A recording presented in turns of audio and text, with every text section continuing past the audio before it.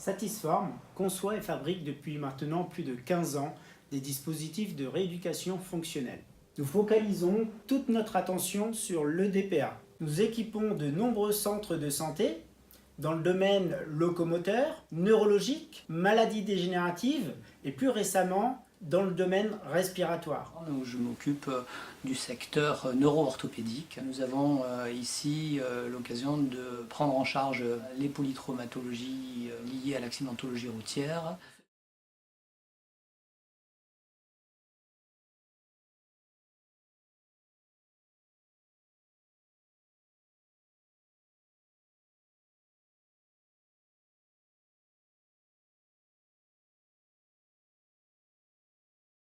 Les lombalgiques chroniques. Rapidement, en fait, on lâche prise, on se laisse aller par la machine, on est assez rapidement en fait en confiance.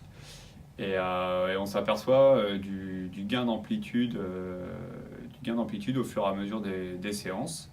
Ça, c'est le premier point positif. Et puis, pour moi, en tout cas, le deuxième point positif, c'était la disparition totale des douleurs de dos et la reprise de la course à pied. Des patients hémiplégiques avec des difficultés à la marche se relèvent d'une séance sur le DPA avec immédiatement une meilleure posture et plus de facilité à démarrer le pas.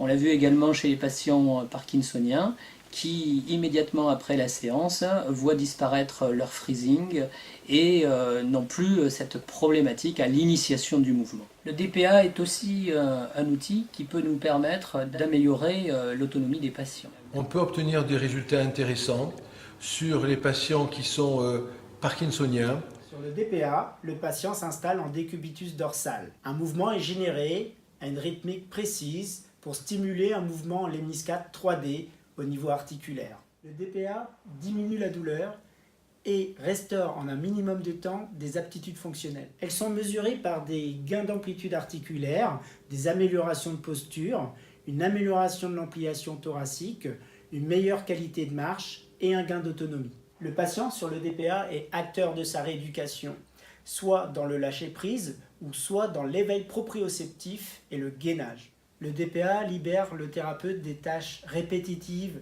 et fastidieuses. Il est un acteur majeur dans la diminution de la durée moyenne de séjour.